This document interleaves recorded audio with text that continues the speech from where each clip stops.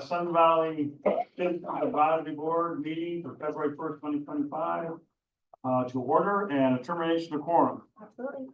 Amy Owens is absent. Michael Ryder. Here. Mary Esposito. Yes. Heidi Soper. Here. Veronica Cortez. Absent. Carmen Ortiz. Absent. And Charles Martina. Present. You have a point. Okay. Heidi, would you give us the pledge of allegiance, please?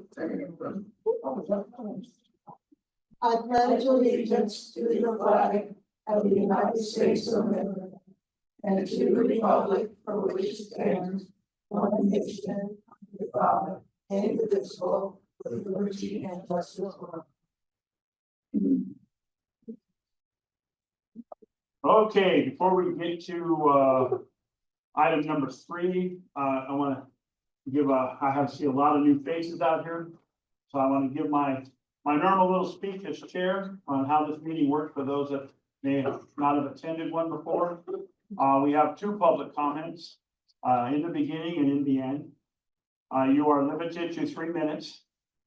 I don't limit as a chair what you comment on, but nothing derogatory. I'm not to say that you can't criticize public institutions, but nothing nasty or personal. We don't want that in this public meeting. We have several presenters today.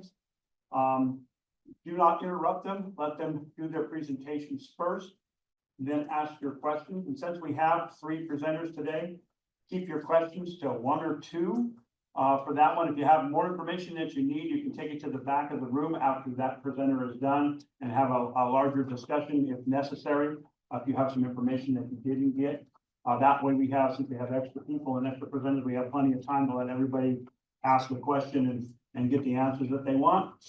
Other than that, I think that's it for generally how this meeting will run. It's your meeting, although I'm conducting it. So we will start with general public comment. Nobody's filled out. I don't know if we have anything to fill out today. So we'll just take hands. Who wants to be in our first round of public comment? Who would like to make a public comment? Okay, please state your name. Also state your name as you do a public comment before you say it or ask a question so that we can have it for our minutes. Good morning, everybody. For the record, Mark Newman. I was at the volunteer fair the other day that they had at the National Automobile Collection. They were trying to get volunteers to do with the numerous different senior programs. But the American Red Cross was there as well, and they're giving out free smoke detectors and what is carbon? No, it's not the radon test, but they're doing they got the meters that read for the carbon monoxide. Yeah. So they're giving them away free. I have a phone number, but it's also on all the web pages for American Red Cross. That's it. All right, thank you, Mark. Anybody else like to make a public comment at this time? You want public comment? Yeah. Okay. Mary Esposito for the record. On what Mark said. About a year ago, I had a O2 meter that went south on me. And I went to the Home Depot and a young man was there and he said, "What are you looking for?" And I said, "I got no idea." And he told me to get one that was a gas and O2. 3 weeks later, that meter went off. My house was red flagged for 3 days. There was a leak in the pipe underneath. Wow. And the house filled up with gas and underneath the house was filled with gas. And the guy said to me, "If you were a smoker, you'd be dead by now." So I recommend, and they're $50, well, they were $50, when I bought it. But I recommend everybody get one of those for your house. That thing saved my life. Red Cross is giving them out free, and the smoke detectors and the new gas testers have 10-year lithium batteries in it. You don't have to do anything for the next 10 years. They'll install them for you for free too. Yeah, but this one I have is plugged in. It plugs in.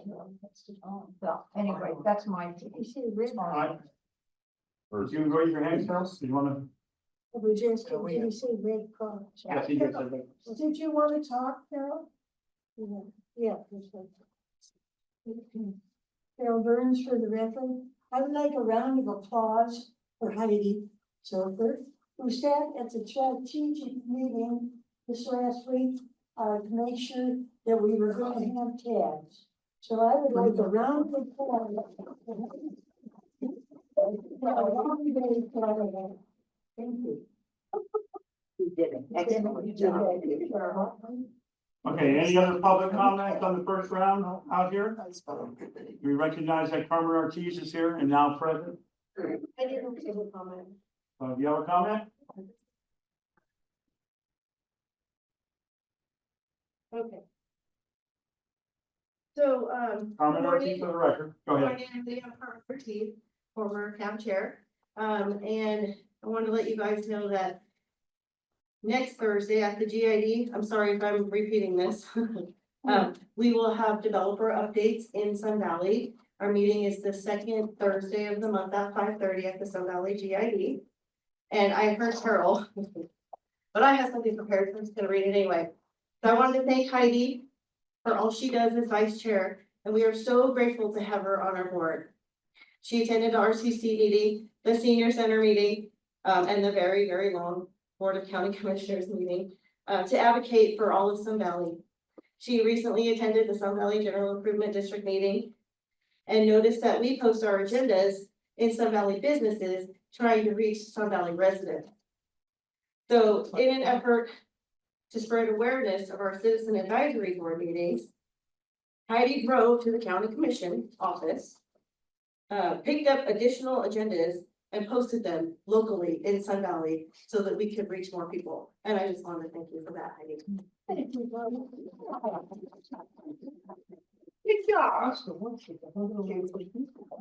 All right, anybody else want to have a public comment on our first round here? Going once, going twice. All right, we're done with it. We're gonna move on to item number 4, approval of the minutes for the meeting of January 4th, 2024. I finished your copies that I read them at home and they were fine, so I moved that we approve the minutes. And I'll second that. So we have a motion and a second. All in favor of those? Aye, unanimous. All right, now we're gonna go to our number 5, our public safety updates. Who wants to go first? Fire department or sheriff's department? We don't have our microphones today, so speak loudly. That's okay. For the record, Derek Reed, County Chief with Roku Meadows Fire Protection District. So calls for service this for January is 268, fire calls 4, EMS 210, motor vehicle accidents 9, hazmat 3, public assist 7, good intent calls 31, and false alarms 4. As far as mentionables, as most of you probably know, that Chief Moore, our district chief, retired, and Chief Dale Way is the incoming interim. We also had a battalion chief retired, Sam Hicks. And with them outgoing, the incoming, we just had a graduation yesterday for 5 rookie firefighters that will be hitting the line. They'll begin their probationary year very soon, and they'll be located at stations on various shifts at various stations throughout the district, learning, continuing their training and gaining mentorship by firefighters that are on the line. Other than that, we have a green waste. We don't have a date yet, but that's looking April when that program will return. And unless you guys have any questions, yes, ma'am. Hi, I'm Heidi Soper.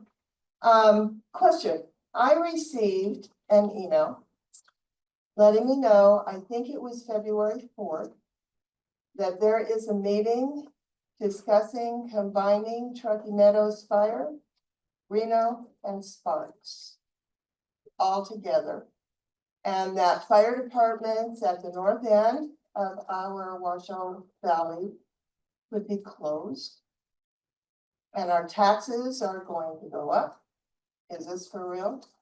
Right now, none of that, I cannot validate any of that. It is such a complex, and I've worked in this region. I've worked for Reno Fire. I've worked for Truckee Meadows, obviously. This subject comes up all the time. behind doors and in public meetings, and it is such a complex item to discuss that I can't say yes or no to any of that. What is the meeting on? Is it There's scheduled? meetings and they, but it doesn't mean they're gonna take action on those meetings. It's more discussion. Discussion? Your county commissioners would be the best source of information on what they're going to talk about. But like I said, I've been working in this area for 25 years. We've been talking about it for 25 years. So, you know, we did have a consolidation in 2012 and I'm sorry, 2001 or 2, we had a consolidation, then we had a deconsolidation, obviously in 2012. So there's lots to discuss. There's lots of tax structures that come into play. There's so much that there's no way that I can answer any of those questions, Well, but thank it's you. all discussion, not action. Thank you. Yes, Mark Newman for the record, there's been some talk with the fire hydrants. Are you going through the fire hydrants here in Sun Valley, finding out the ones that are missing and replacing them and flushing out the systems to make sure that our system in Sun Valley is all up to date with the fire hydrants for fire protection? to the best that we can, yes. We do flush hydrants, we do inspect hydrants. When they get knocked over by cars or people riding their bikes really fast, knock them over, we replace them. And do the best we can to keep up on those, yeah. Some of them it's an old system, some of those hydrants in Sun Valley too. Carmen Ortiz, for the record, so what I hear you saying is that you inspect them after they've been damaged? No. We do an annual inspection. On hydrants. Every single one in Sundown? Yep, we have them all listed on GPS and we have them located, we lubricate them, we run them. Yeah, Oh, thank you, I'm so glad I misunderstood. Carol Burns for the record. 520 Connors, which is a private property, burned last July 3rd, and accumulation is still there.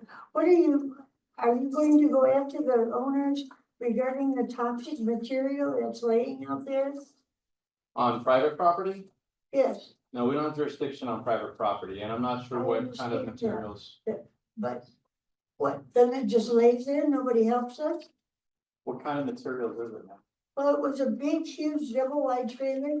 There were a couple of cars or outlet trailers that parking. And then another trailer over there. Everything burned. It was quite a sight.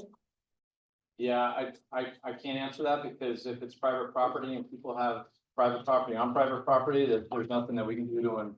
Well, we have the authority over them to make them do that, so that the rest of the community doesn't have it in their midst. I'm sorry, ma'am, that's not a question for the fire department. There's nothing I can do to mitigate any kind of property on private property. Unless even if it poses a risk, that's going to be something that the property owners have to deal with, the board and or the sheriff's department if it falls into that category. Sheriff's Department? Well, if they're part of an HOA, then the HOA is gonna have to handle that on their side. Yeah. If it's not part of an HOA, which is 520 Carnes, then you yourself are gonna have to take it up with code enforcement and allow code enforcement to know it. Then code enforcement can enforce that. Neither fire nor us can just go onto private property to say, pick up your trash. Okay, That's code enforcement now. thank you. Other questions? Yes, ma'am? Yeah, my name is Carrie Roach. This is kind of all involved with this. I live on a dirt road, private dirt road. There's 37 cars on that street that aren't licensed, and some of them are on the street. And then we have neighbors with so much trash in their yard, motorhomes and travel trailers that are full of trash. How do you handle that with the fire? Well, if it catches on fire, we come and put it out. As far as the prevention part of it, it goes back to what the officer said. So some would be code enforcement, depending on where you're at. If it is described as a roadway, well, in the state of Nevada, a vehicle on a roadway has to be registered and insured, and if it's not, then it can be towed. So it depends on where you're at, if it's considered a roadway, and then we take it from there. Yes, ma'am. Any other question? Thank you very much. All right, thank you. Next up is Washoe County Sheriff's Department. Hello, everyone. Lieutenant Michael Drive, Washington Sheriff's Office for the record. I told you last month I was gonna get you some numbers. So I do have the Sun Valley numbers. These are just Sun Valley for the fourth quarter. So your 3-year average on arson, you actually had one, was average 3 years. The fourth quarter, we had 2, so we're up 1. Assaults, your 3 average is 50, fourth quarter, we had 56, so we're just barely up on that. Burglary, your 3-year average, we had 12.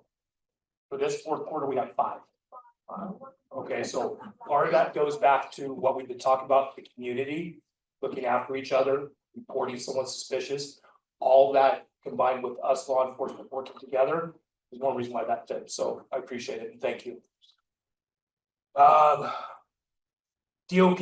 3-year average is 27, this year we had 22. Please understand though, a DOP is a misdemeanor offense, we don't just go out there and find them, you guys have to report them. So one of 2 things happen, either less actually DOPs happen or less is reported, so it's still down, so I appreciate that.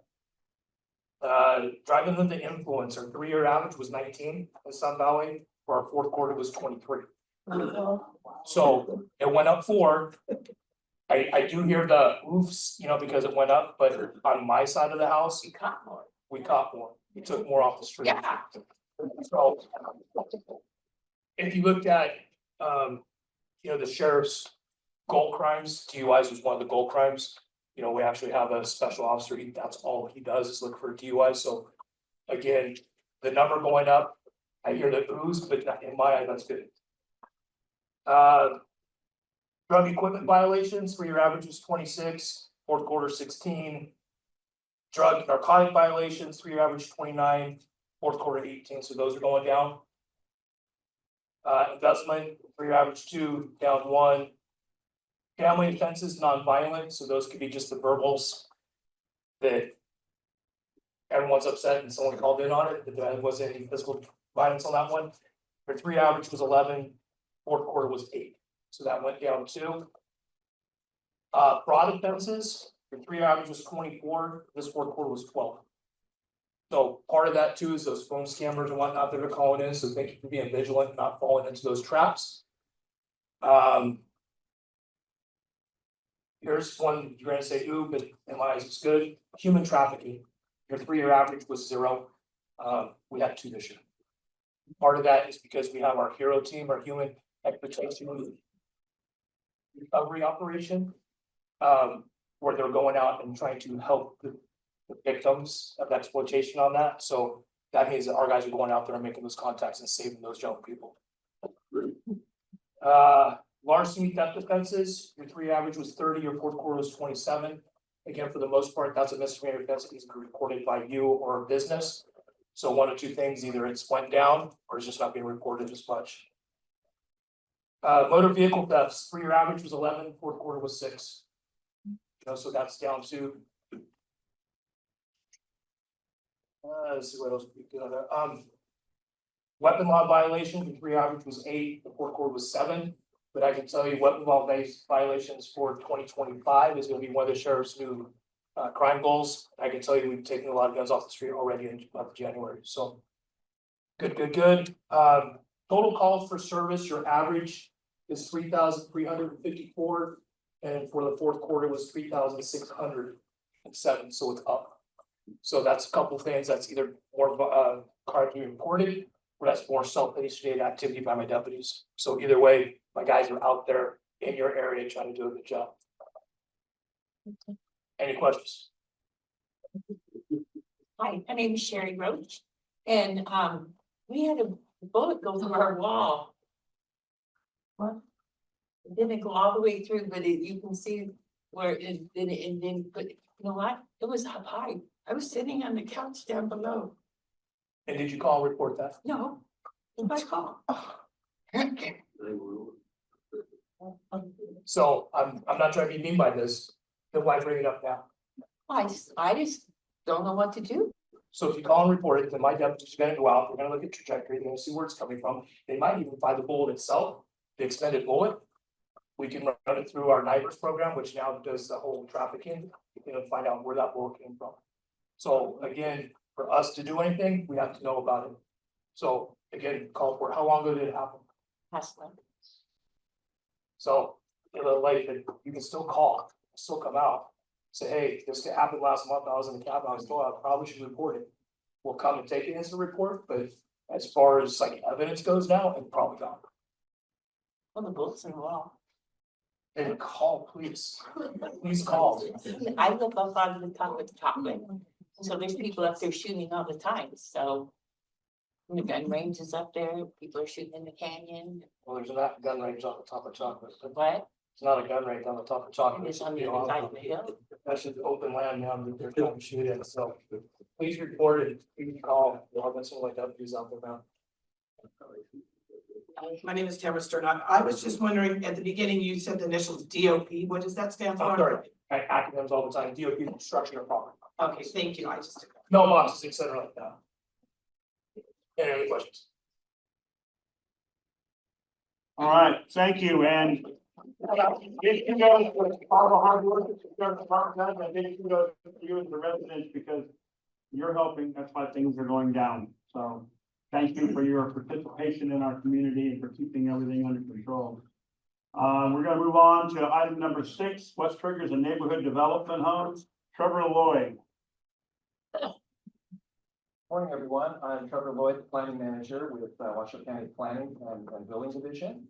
And I was invited out here to share with you all the process for neighborhood meetings. Some of you who have been around a while with this cab, and by the way, this cab has been meeting on Saturday mornings for as long as I can remember. And it's good to see that there's still meeting on Saturday mornings. But you may have recognized that there was a shift or a change where development projects in Washoe County used to come and be heard by the CABs, the Citizen Advisory Boards. However, several years ago, that process had changed. And the idea was really to maximize as much as possible public engagement for neighborhood development projects, to get the word out, to get as much public feedback as possible, and to do that in a timely manner, with the understanding that that we're really under really tight timeframes, state mandated timeframes that really limit the amount of opportunity for public comment before a project is taken before a public hearing. So if we can go ahead and get started with this. It was about 3 years ago that we implemented this new process in neighborhood meetings to get the word out, host the neighborhood meetings, and gather as much public comment that we can transfer that the public information to our boards and commissions so that they may be informed on these public projects. The next slide, please.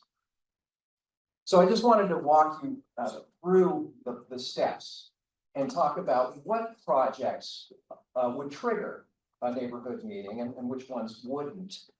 The first step, when a developer or a private property owner, when they want to do some development, they would come talk to us, the planning department, and either through a pre-application meeting or a pre-development meeting. And the pre-application meeting is really just a sit-down meeting with a planner where we talk about the process.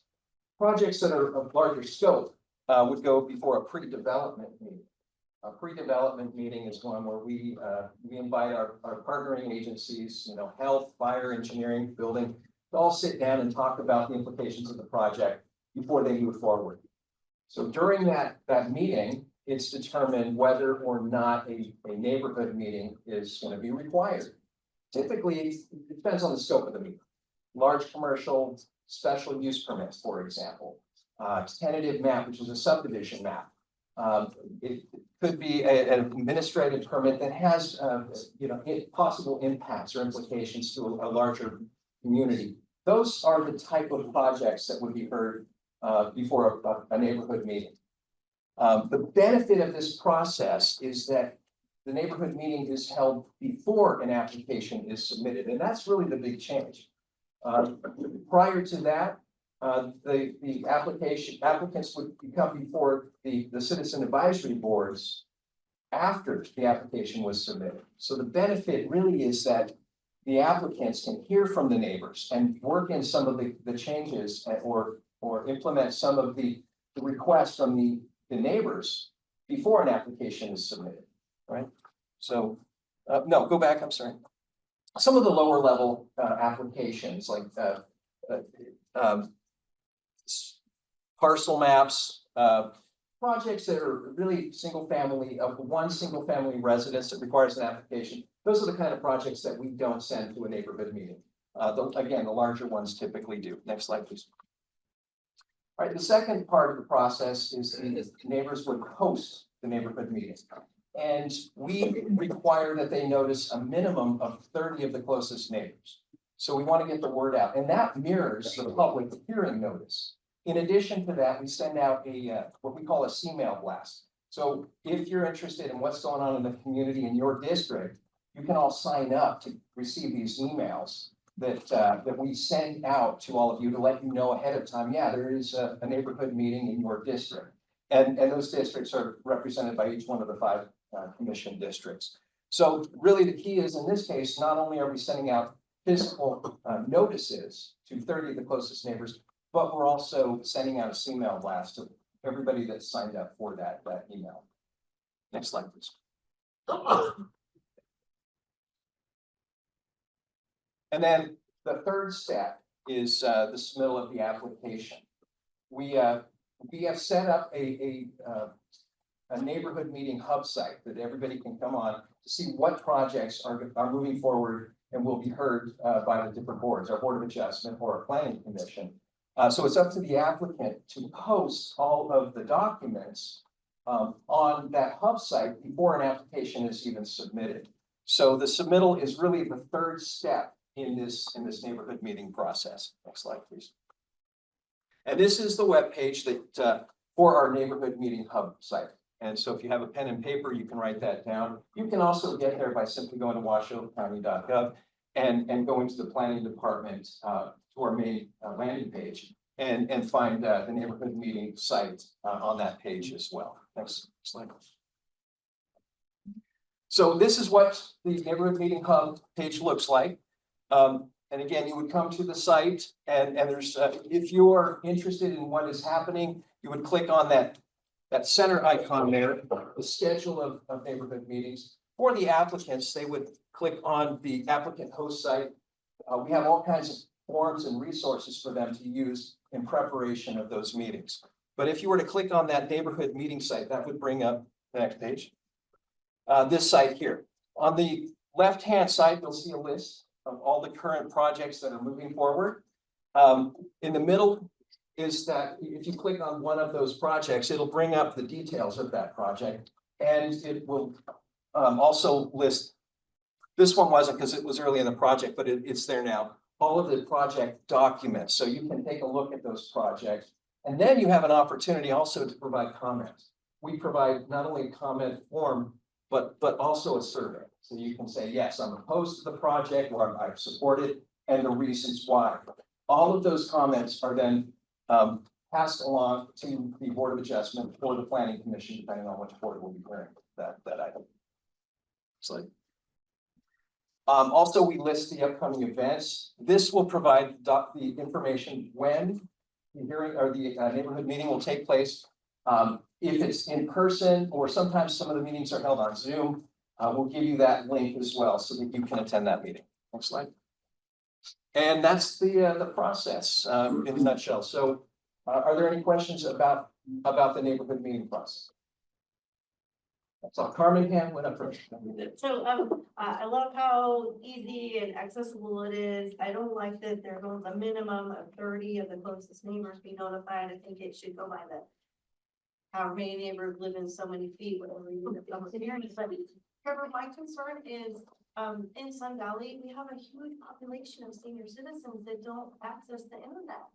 How do we find out if they're against it or opposed? And so having the development at the CAB meetings, the seniors that don't have internet, and that's why we have these meetings on Saturday morning, is because our senior citizens in Sun Valley don't like to drive at night. And we had to move from the community center because they have a karate class. Hopies is hosting us because we cater to the people that come to the meetings, right? I mean, I work for a school. I love kids. We do stuff for kids, but the people that are active and participate and that want to participate, how do they do that without internet? Yeah, no, I hear your concerns, and there are certainly the population that don't have access to the internet. And that's a dilemma that we're trying to, work around. We, again, with the neighborhood, the folks that are closest to the project, those 30 neighbors, they do get a physical hard copy sent in the mail 10 days prior to the meeting. And so at least we captured that way, and that mirrors state law for public hearings. And again, it is really just a courtesy at this point. It's not required by state law unless it's a master plan amendments are. The rest of our applications are not. So it is a courtesy.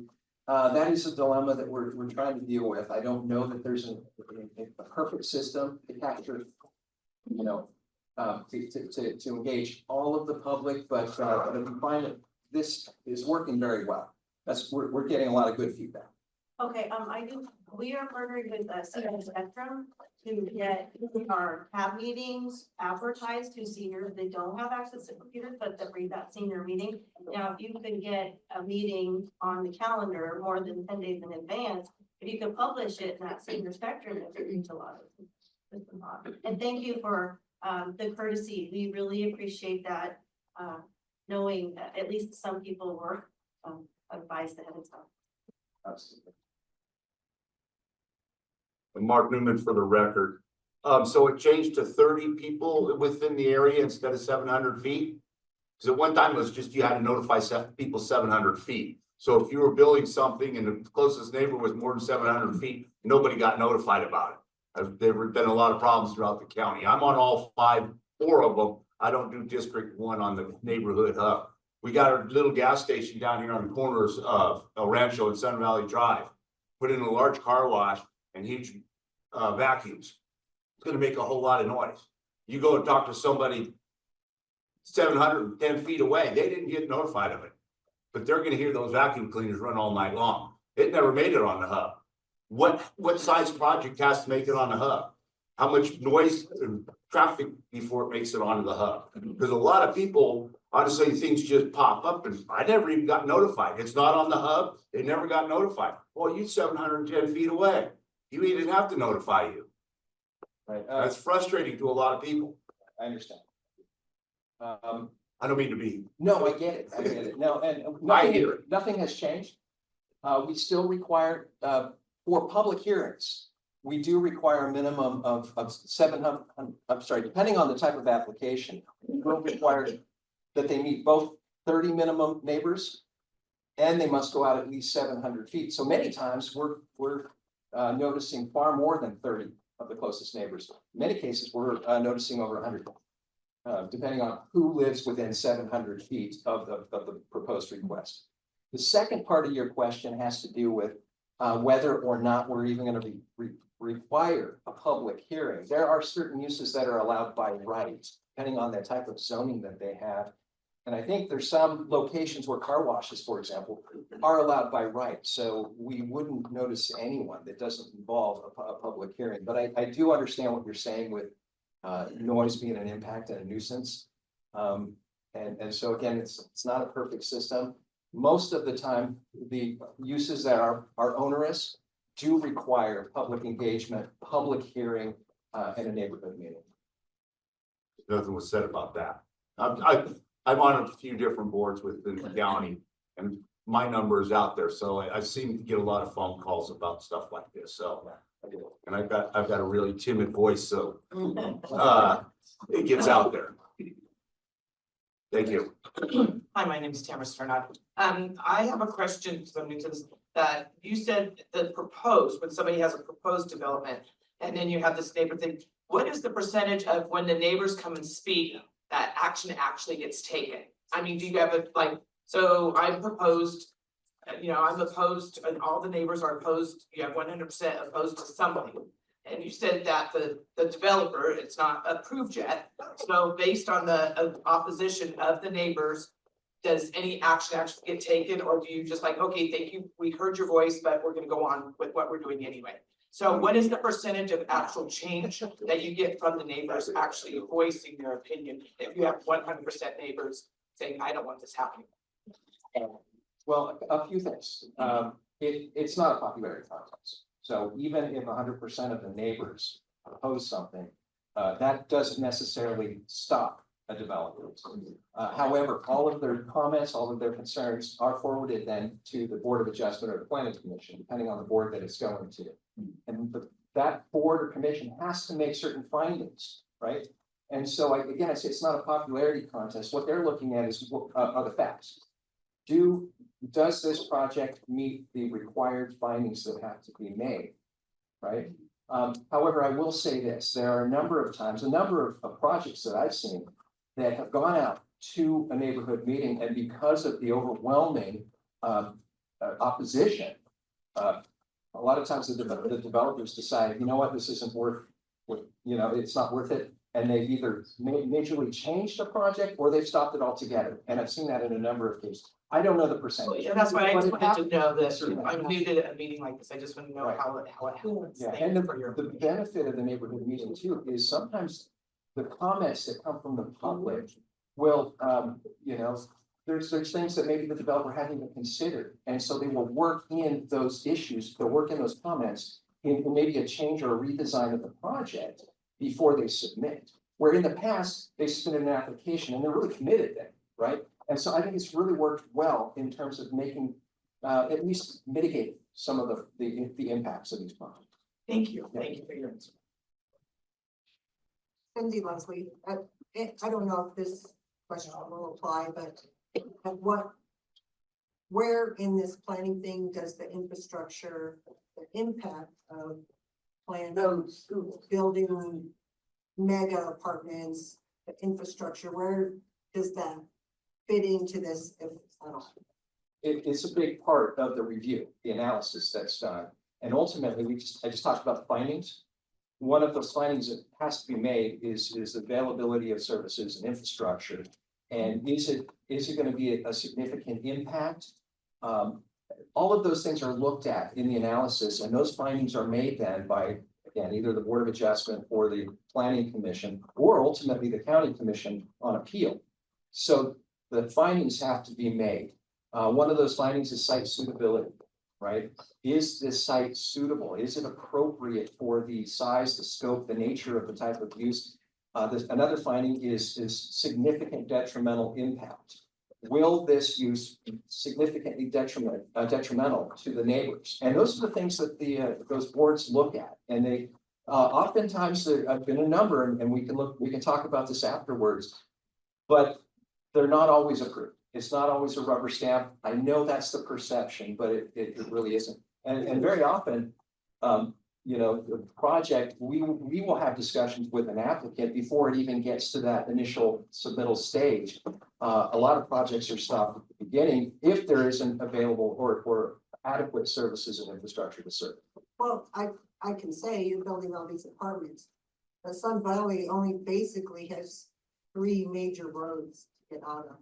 And with all the building of apartments and not looking at the infrastructure, building wider roads to get in and out of Sun Valley, I find it hard to believe that they really looked at that. Anyone else? Heidi Soper, for the record, just to give you an example of how that doesn't work. Yeah. Sure, absolutely. Chocolate Drive. Yeah. Everybody who lives that owns property on Chocolate Drive complained, said no, fought, cried, yelled, screamed at the planning commission. Well, They turned it down.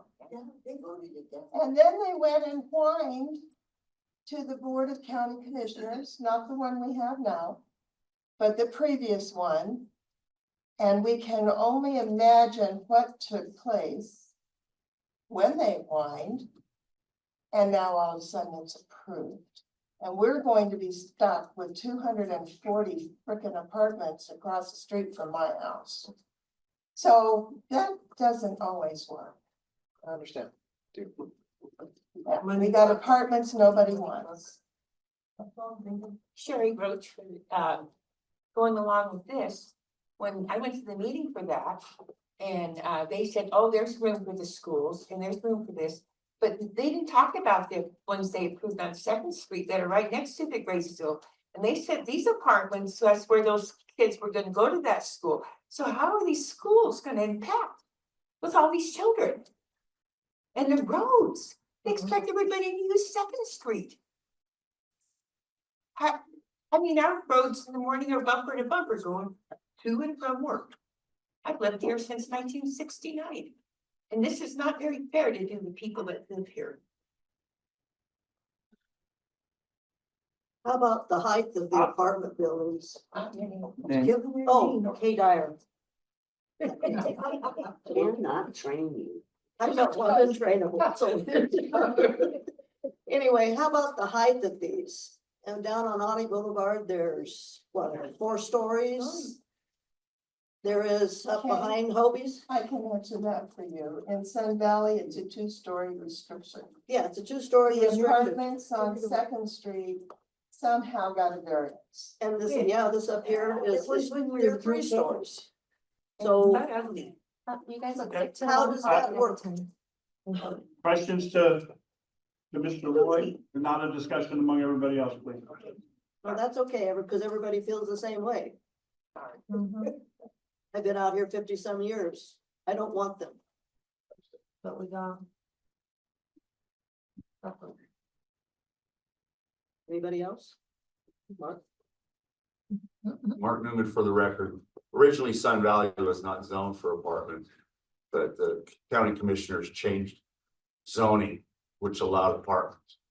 Now, though originally at the Highland Village, they wanted to put apartments in there. There was enough of a state with everybody else that said we'd rather have houses. The developer changed from apartments to single-family homes. But he's a local developer, where the developer of 5 Ridge or Chocolate Drive is out of Indiana, and he's literally stood in front of a meeting and says, you guys don't count, I can do whatever I want. And that's what went through. And you can listen to him on the meeting, because I was there at the public meeting, and he literally told everybody in the audience, you don't matter, I can do whatever I want. Yes, you did. And he actually did whatever he wanted. One last comment, Carmen Ortiz for the record. I would like to add on to that, that's the only time that I can remember ever having a hostile meeting. And I know it's still talked about to this day. And we are an example of what a CAD shouldn't be. However, it wasn't even a CAD meeting, it was a neighborhood meeting. And what happened was the developer quoted the Reno master plan for Sun Valley. And it ended up hostile because he was basically lying to us and lording his lordship over us. So I just wanted to put that on the record for those of you that haven't been here that long. That's what happened. That. In this very room. In this very room. You should always come to the development meeting. Thanks, Carmen. All right, thank you, Mr. Lloyd. In the hot seat. All right, we're gonna move on to item number 7. County Manager Eric Brown update. We get this usually on an annual basis, so thank you very much for coming out. Manager Brown. Thank you. Good morning, everybody. Greetings. So, every year during the first quarter, I try to get out to all the CADs to provide an update on, the county's accomplishments from the prior year. The presentation I'm going to share with you is a condensed version of a presentation that was given to the Board of County Commissioners. It was in December. We do it every year as part of the county manager's performance review. And I'm not going to go into all the detail, so because there's a lot of things in there that may not be pertinent to US citizens here in Sun Valley. But if you see things that I'm not addressing directly, please stop me and I can do that. You'll also have access to the deck if you want look at it later, and if you have any questions, just let me know. I'm kind of easy to find. One thing I do wanna, say before I start is, thank you, Trevor, for, the update today. With regards to the noticing requirements for those neighborhood meetings, he mentioned, that they'll reach out to the 30 closest, property owners. Very often, we also, will contact people within 700 feet. And I want to point out to you that the website he showed you is the hub site that we now review at every single cabinet. And the reason we do that is for those people who aren't online and who can't access the hub. We want to make sure you have an opportunity to see what activity is going on in your community. Okay, so I don't want to gloss over that fact because we know everybody isn't internet proficient. That's cool. We understand that. But I would also point out his comment around the state law prescribes very tight timelines that we have to adhere to in terms of when the developer steps to us and starts the process.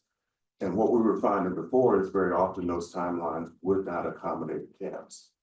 So if you're asking why was it decoupled, I don't want to gloss it. He mentioned it, but I just want to make sure you understand because that is a very real thing. And we will continue to look for ways to expand how we can better communicate with our communities. I'm going to show you some things we're doing in the presentation, but I just want to start with that. Okay, next slide, please. So 2025, as we look to this year, is going to be a year where we'll continue to follow through on a lot of pre-existing strategic plan initiatives that I was here talking about last year that are multi-year initiatives that couldn't be completed in 1 year. We are seeing a tightening or flattening of revenues. Reno, Sparks, Washoe County, all the jurisdictions are seeing that. In fact, jurisdictions statewide are seeing that. And that is requiring us to adjust our thoughts about what we're going to do going forward so that we can make sure we're living within our means. Next slide. So the good news is the county from a financial standpoint is still in a very strong position. Moody's increased our bond rating as a reflection of their objective assessment of the management and governance of the county and how we're managing our financials. We did have clean audit, which is what you would expect. It's important to know that in this year, we were able to complete our collective bargaining agreements with all of our employee associations or unions, as some people would call them. And that's important because it gives, this year for the first time, we did a 4-year deal with them. It gives us stability. We know what our largest expense category is going to be for the next 4 years. That is not true of some of my sister and brother jurisdictions. Okay?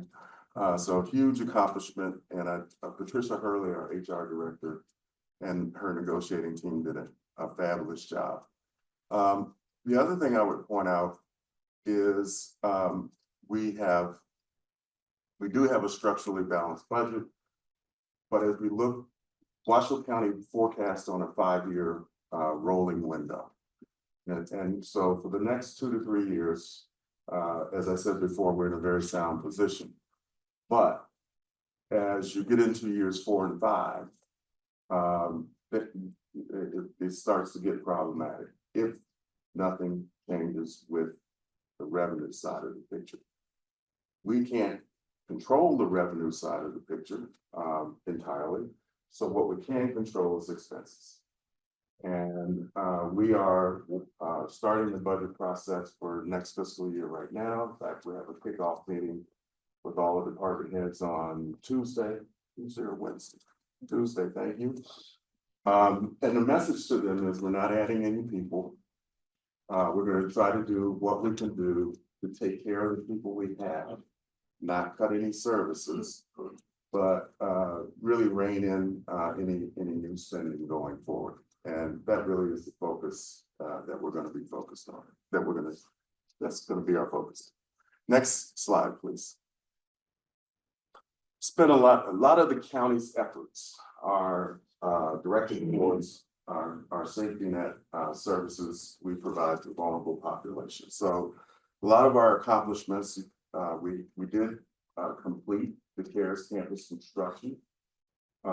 If you go down on 4th Street and see what's going on now, what we're building now, which we got funding for from the state of Nevada, Home Means Nevada, is affordable housing, so that when people are ready to come out of the shelters, there's a place for them to go.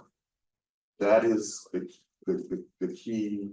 A lot of these people have jobs, they're earning money, but they can't afford, this is no surprise to anybody in this room, they can't afford the rents, or certainly not to own a home based on market prices right now. So to address that, the county, you will see the county continue to focus on securing grants and resources to serve that in the real estate market for people who need an entry-level apartment or home to get into. We did renew our contracts with all of our providers. So at CARES Campus, it's BOA. At our place, which is our shelter for women and families, it's Rise is the provider. And then Carter Box takes care of the Safe Camp. So we've harmonized all the compensation rates and the arrangements for the first time, because all of these folks started doing business with the county at different times, they had different terms, and it was problematic. I talked about the 20 million in state funding we got for affordable housing. That's going to help us secure, put up about 50 what we call supportive housing units on the west side of the CARES campus. So when I say the CARES campus construction, the shelter, the resource center, the dining hall, all those things have been completed. And we do have about 5 acres of land on the west side of the campus, and that's where we're allocating to do supportive housing. You may know, I think I talked last time I was here about the county's efforts to leverage the opioid settlements that the state of Nevada has secured, and our share of it. We have hired at the direction of the Board of County Commissioners an opioid analyst and gotten an opioid action plan approved, and we've started to execute against that plan to help folks who are in that predicament. Crossroads, one of our most successful programs, we moved it to a better facility, and we've also expanded it so that it's not just for men. There's now going to be a Crossroads for women and families. All right, the sequential intercept model, and that has been a lot of time on it. It is a behavioral health model that has been successfully used in Miami's jail, county jails and so forth, and in other jurisdictions around the country as a best practice, where you basically are helping people with their mental health needs while they're still incarcerated. So it's kind of a unique program. We have started it here up on Park Boulevard. There's a wing now of the jail where folks who have been declared mentally incompetent can be admitted to this program to receive treatment while they're still there. And then they can test and be assessed about whether they can transfer out of that, which is a huge step forward for us. But you're going to see, we're going to do more to ramp that up, and we're working with the courts, with the district attorney's office, public defender, all coordinating their efforts so we can better assess whether Eric should be a candidate for this kind of help, or no, he's got other problems that aren't appropriate for that. Yeah. Thank you so much, Carmen Ortiz, for the record. It sounds amazing. Is there a program like that for the people that are in the homeless community, homeless shelters in the CARES campus as well? There is not in the CARES campus, but it will have, hold that thought, because it's when I get to, the Washoe Behavioral Health Center, which is the old West Hills, that is part of, the use case that we're gonna set up at that facility is to help our folks who are in the homeless shelters or in our other safety net programs. Thank you. All right. I also want to point out here in Sun Valley, and Paul talked about this, or maybe we'll bring him back to talk about it. This is a big deal. So we are partnering with RTC, NDOT, and the state, NDOT is the state, to work on a transition. They call it a relinquishment, I think, of Sun Valley Boulevard, which, as you all know, is a state managed highway right now. It's part of the problem that we have with how it's maintained and policed and that kind of thing. We have started the process to transition it to Washoe County. So that Washoe County will be responsible for the maintenance, for the embellishments as far as multimodal transportation, bike paths, pedestrian paths, all that kind of stuff. This is something that I've heard many of you talk about over the years. Well, this is the start of doing something about it. It is a huge investment. There's about $40 million in this, and most of that is in the drainage and infrastructure at the lower end of Sun Valley Boulevard that has to be torn out and redone. So keep your fingers crossed, because given the times we're in, and change in administration and so forth and so on.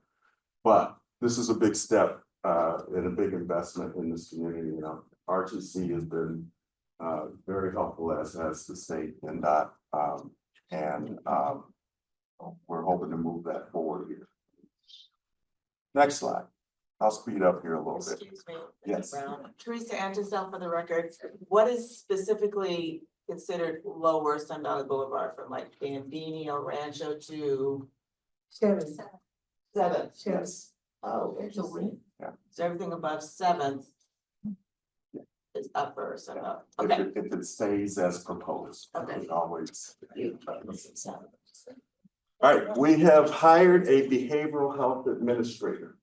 So Washoe County, I reported to you last year that the county commissioners have agreed that the county should take the lead role in driving our mental health services in this region. We all know they're woefully inadequate.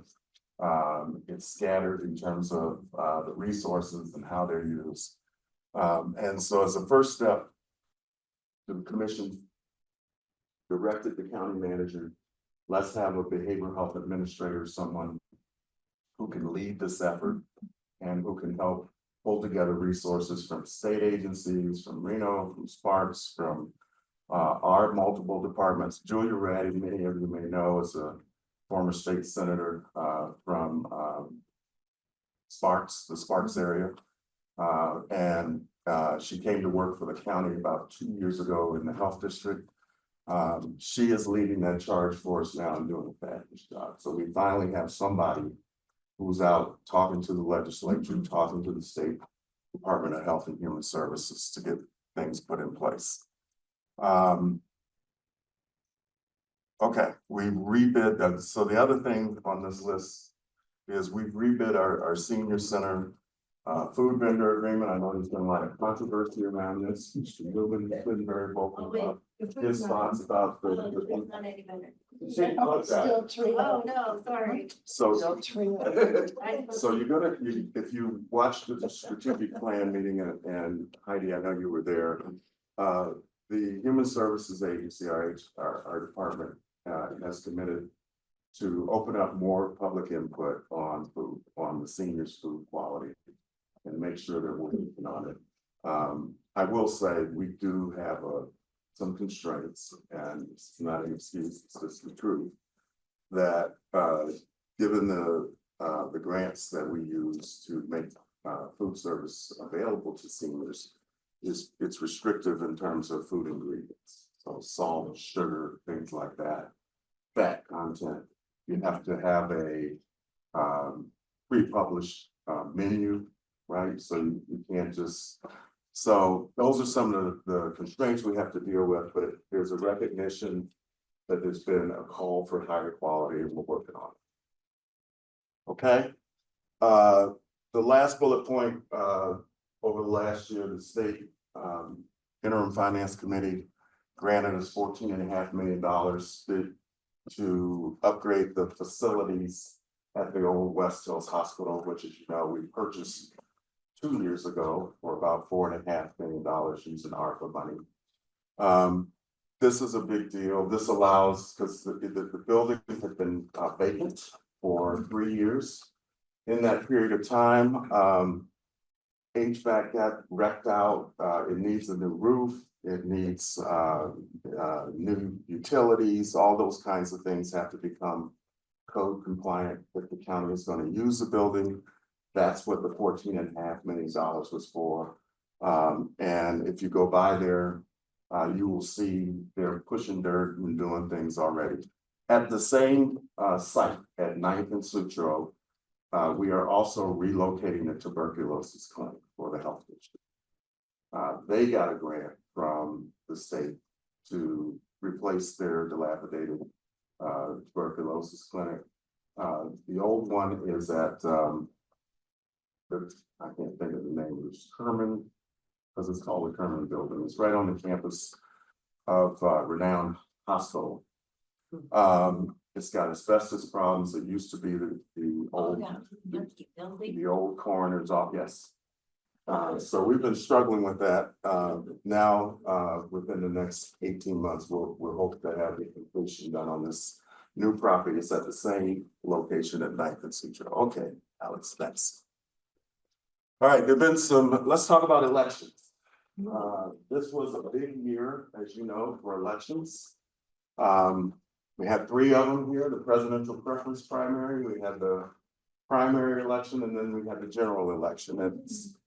At the same time, the state of Nevada decided to move forward after many years of deliberation with a new voter registration and an election management system. Not sure it was ideal timing to do that in a year where you're hosting 3 elections. But frankly, Washoe County was at a point where the software and the hardware that we use for our election processing was no longer usable. And the vendors would no longer support it in terms of any maintenance we might need. So we really were at a point where we had to go this direction. And I would say, looking back, we're now well positioned for the future, because the quality of the equipment that the state bought for us, it's probably about $6.5 million worth of investment the state made in the county's infrastructure for elections.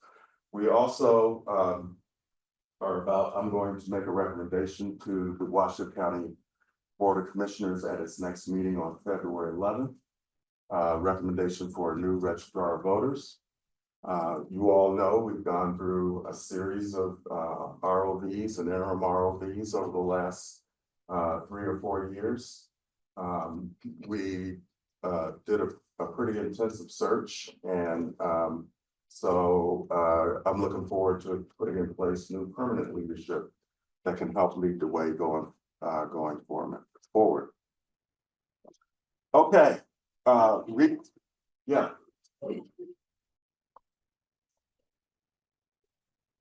The same process that we use for all of the county departments, which is, no, it's an internal process. Applicants, apply. Yes. We do include commission participation on the final interviews. Commissioner Herman was actually on this panel, but the process has been followed, and the other opportunity is at the board gets to approve whoever the county manager puts forward. Okay, okay? people can come to the ACC meeting and make comments? Yes. Okay. All right, let's talk about CAD, because with CAD is computer aided dispatch. You heard me talk about this the last couple of years also. This project hopefully is wrapping up this fall. It is basically a software platform that allows all of our emergency response agencies to see each other's equipment. So for the first time, Truckee Meadows Fire, Reno Fire, Sparks Fire, REMSA will be able, the dispatchers will be able to see who's got the nearest ambulance to where the service call is coming from, who's got the nearest fire crew that can, in my overtime, that can address the structure fire we see. This this is gonna be huge. Now, what I want to say about this has initiated or been the catalyst for a lot of discussions about regionalization of fire and EMS, and maybe even law enforcement. Okay, so yes, there is a meeting scheduled for February 6th. It was posted, I think, yesterday on the county website. There's a meeting, it's going to be a concurrent meeting of the Reno City Council, Sparks City Council, and the Washoe County Commission. There are two agenda items. The first agenda item is to talk about and discuss what our regional emergency response agencies are doing. On the heels of what happened at the Palace in LA with the fires, and certainly on the Davis fire here earlier in the year. We're calling for an update from those agencies on how they're working together and what are the learnings that we're going to put in place to protect the communities in the future. But the second agenda item will be to talk about how do we move forward in terms of specifically fire services and working together. I think that's all I should say about that. I will tell you, you know, I'll always be candid with you. I don't think Washoe County is as excited about this discussion as the city of Reno and the city of Sparks. And I'll let the two commissioners, if they choose to comment later. Many of you lived through, I wasn't here, but the last marriage and divorce of Reno Fire and Truckee Meadows. And have the scar, we have the scars to show for it. So the question would come up, what's different now? That would suggest it's a good idea to revisit this. And I'm going to tell you that I started by saying it's a tough financial situation right now, and it will be over the next 5 years for all the agencies. And I think there is a genuine desire, certainly on the part of Reno and Sparks, to look for ways to save money as they go forward. And fire is a huge part of their general fund expenses. Okay, we have a separate fire district, as you know. We have the same fire commissioners who serve on it. It's a little different situation. We like our fire service. We like Truckee Meadows. We think it's an excellent organization. We think that you know, our current fiscal outlook for Truckee Meadows Fire, very positive. So just understand the dynamics here, that this isn't necessarily being, this meeting and this discussion is not being driven by the Board of County Commissioners. However, we do think it's a good idea to have a discussion and so that the facts can come forward about what's the best way forward. Does that make sense? Yeah. Okay. Go ahead. Go back one. So I just want to point out the second bullet. We have invested a lot of energy in using technology to try to make it easier for our communities to communicate with us and vice versa. And the development hub is an example of that. I actually have folks in Sparks in the city of Reno who want to use that platform because they don't have anything like that. Okay. The ability for a community to see what projects are in what part of the jurisdiction. We also have e-comment, which many people are using when they can't come to a Board of County Commission meeting, but they want to register a comment on an agenda item. You can do that, and that information is made available to the commissioners. We do virtual BCC meetings now for Gerlach and for Incline Village, particularly this time of year when people can't travel and can't get here. Wordly AI is the newest edition. We just lit that up about a month ago, and if you haven't seen it or heard about it, it is a language translation tool so that if somebody is hearing impaired or sight impaired, or English is not your first language, you don't have English proficiency, so you really can't follow the discussion. This is a tool that allows those folks to be able to see what's being discussed. And it's available, you'll come in and we have a monitor dedicated to it in chambers so that they can see it if they're in chambers. But there's also an app that they can see it on their phones if they choose to do it that way. Okay, keep going. This just to point out, as I do every year, we collaborate with a lot of people. I collaborate with a lot of people. I think half of my job is having conversations with people who are in other organizations, other jurisdictions, so they know what we're doing and we know what they're doing. And it's very time intensive. There are a lot of egos involved sometimes. I don't really care about all that stuff. I care about making sure that collectively we're doing the best we can to serve the citizens of Washoe County.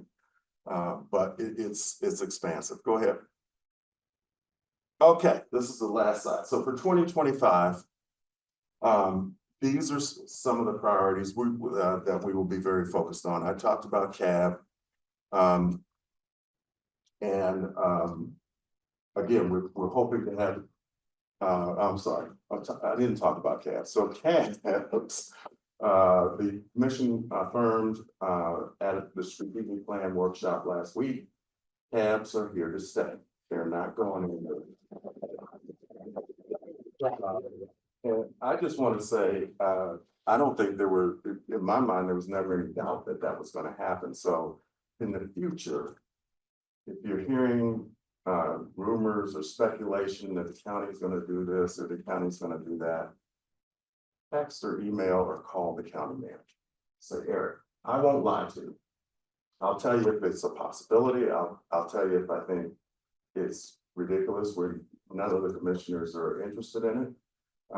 If you get just because a lot of times we see people get twisted over things that really aren't being considered by the Board of County Commission. I had people, I don't know if Commissioner Herman remembers this. In my second year here, somehow a rumor got out in the community that Sparks was going to annex Warm Springs. Oh, wow. And people came down in chambers and gave us prolonged public comment that they didn't want Warm Springs to be annexed. There was never a consideration. So if I can help you alleviate that, if I don't know, I'll say I don't know. If there are things you want me to know to pass on to commissioners, perhaps commissioners beyond your own, I can do that. But there's a lot of time and effort being wasted sometimes on things but we're going to continue with the CABs. We're going to allow each commissioner to kind of put their own spin on how their CABs operate. In the past, we've done them all the same way. We don't think one size fits all anymore. There will be some that continue to meet on a monthly basis if that's what you choose to do with your commissioner. There are others that historically have said every other month. There are some that do it once a quarter because they just don't have the flow of topics that people want to come together and meet. Those decisions are going to be driven by the commissioner and the CAB chair. Okay? Not by staff, not by Eric Brown or anybody else. So we're going to bring an item forward hopefully at the last meeting in February, because a lot of the ordinance language around CABs hasn't been cleaned up in over 10 years. We're gonna clean all that up. There's some CAD boundaries that have to be amended, because again, it's been too long. And the bylaws need to be updated. So all those are things that we'll do based on the input we've received from the commissioners to make sure that the documentation fits with how we plan to operate the cabs going forward. What else? So Washoe Behavioral Health, which is the old West Hills, 46,000 square foot facility at 9th and Sutro. We have been, Julia has been working with the mental health provider community, people like Renown, Reno Behavioral Health, the hospitals, our own county departments that deal with a lot of mental health issues. So we now have a short list of key needs that have been identified by the community. And we're going to begin the process of building that facility out. It is the largest component of the construction is ARPA money. You may know ARPA money has a shot clock on it. You have to use it pretty much by the end of 2026. So we're getting started. You will see a combination of pediatric and juvenile mental health services and mental health services for what they call subacute adults. All right, so these are not the adults with the most acute mental health needs, but to your point, a lot of the folks that are in our jail or in the CARES campus don't really need to be there, but there's nowhere else for them to go right now, and they really need help, like the sequential intercept model that we're beginning to implement at the jail. We're gonna make sure that this facility has space allocated for that. And then the last thing I'll mention about it is it gives us a great opportunity to cultivate additional mental health count, people who need to intern in a behavioral health facility. So all that's going forward. Next to the last, we're going to update the emergency evacuation plans this year in the county. That is high on the list of priorities. So there are about 8 communities where we know, again, it's probably been over a decade since the evacuation plans have been updated. The technology to do this has greatly improved and changed in just the last 3 or 4 years. So Kelly Echeverria and her team, you'll probably do some of this if you watch the meeting on the 6th on Thursday, are going to conduct studies that will take the lead in helping us update a lot of those evacuation plans. And then the last thing I'll talk about is you may have seen that we're updating the FEMA floodplain designations.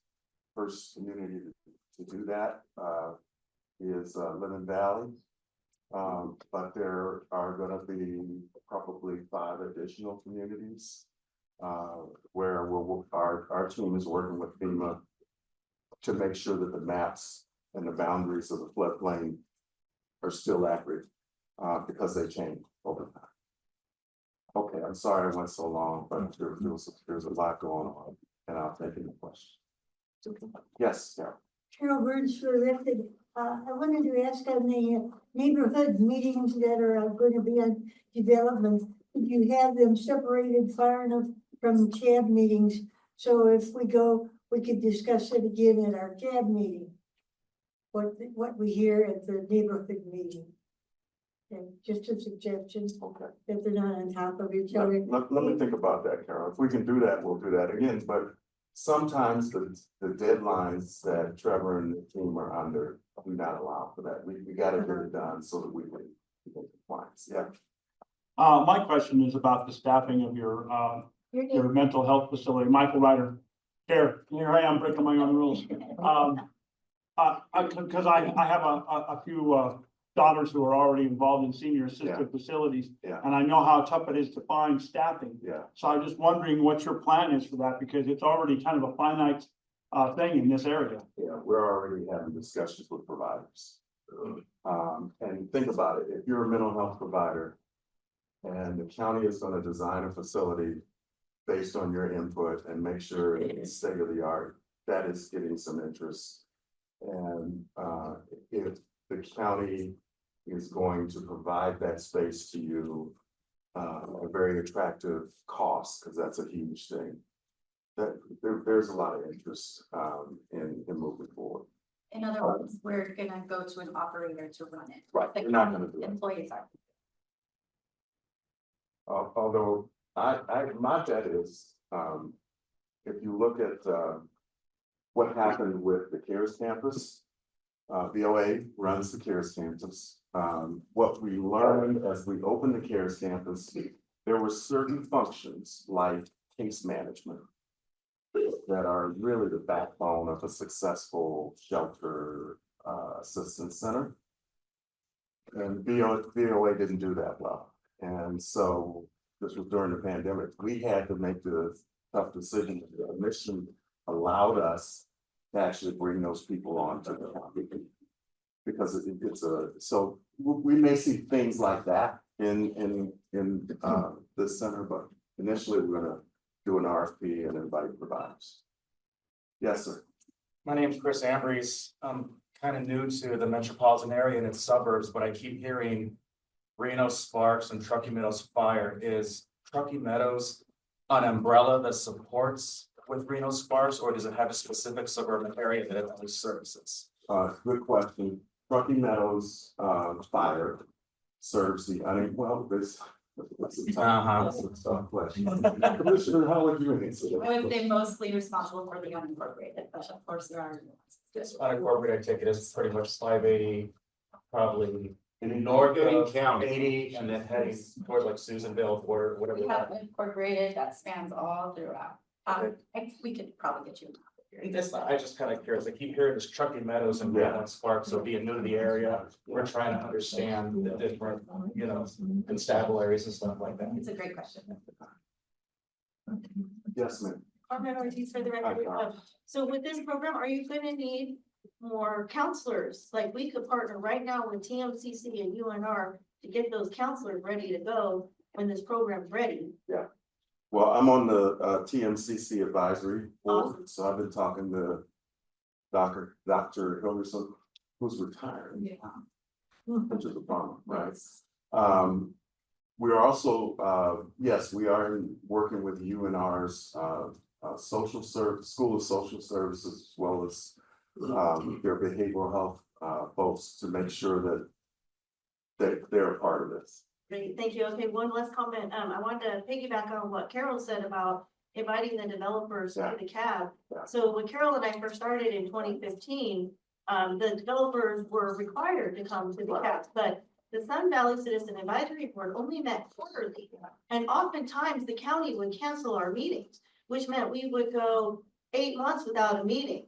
But now that the meetings are consistent, they're scheduled, they're published in the Senior Spectrum magazine, we meet on the first Saturday unless there's a holiday. It's been so consistent since for the last couple of years that I think there's plenty of time we can invite the developers and the ones that care about the community, like Ken Crater and Highland Village, will come. And Five Bridges can't go. And Five Bridges, so the ones that care will come. And it didn't. Okay, thank you. Sure. Go ahead, Cindy. Cindy Leslie. So regarding the CARES campus, there's a separate commission, CHAB. Yeah, Okay, they haven't had a meeting in 6 months. I know. I went to the last one. I know. Very frustrating. And every time the commissioner brought up something to have the unhoused, homeless, however you want to call them, other board members shot them down. Now, I don't know who that gal is who's in charge of the CARES campus, like the building that's a Washoe County employee. They're doing a separate housing for people who can't never go to work. They're disabled, whatever. Is the county going to get reimbursed for that free housing from these people? We know they get disability or social security. Or are they just gonna live there forever for free on our taxpayer dollar? And then the second thing is, I go to the Sun Valley Senior Center every day. Sometimes I have to go to 9th Street. Their seniors would rather sleep on the street than go to CARES campus because of the drugs, alcohol that are allowed in the campus. I'm not saying physically they allow it, but the people that go in there are under the influence and they're not, it's not basically policed like 4th Street was. So I think that's a big concern for a lot of the unhoused veterans and seniors that want to go to CARES, but they're afraid to because of no policing of the people under the influence. Well, I appreciate your comment, but I'll point out to you, the CARES campus is what's called a low barrier shelter. Which means we have to take it, I mean, it's a HUD designation, federal government designation. Every region has to have at least one. You're gonna have shelters. What's it called again, the low? Low barrier, which means we take everybody. We don't allow you to use, but we can't turn you away because we know that you're using. So it does create a different environment, different challenges. I would say, seniors that, need housing options, that's why we're trying to open additional supportive housing, like the unit I mentioned that is on the CARES campus. And yes, in many cases, the residents of that facility who get some sort of Social Security or Medicare or other payments will pay something for staying there. Not saying it's worth the whole thing. There'll be others that if they're not able to work, we're still figuring that out. We're having conversations with the state because we know any given night in our shelters, across our shelters, there's probably 50 people who will never be able to live on their own. They have mental health problems. And again, there's nowhere else for them to go. And the county is right now paying for those, for the expenses to care for those people. And in the past, they were at one time cared for by the state.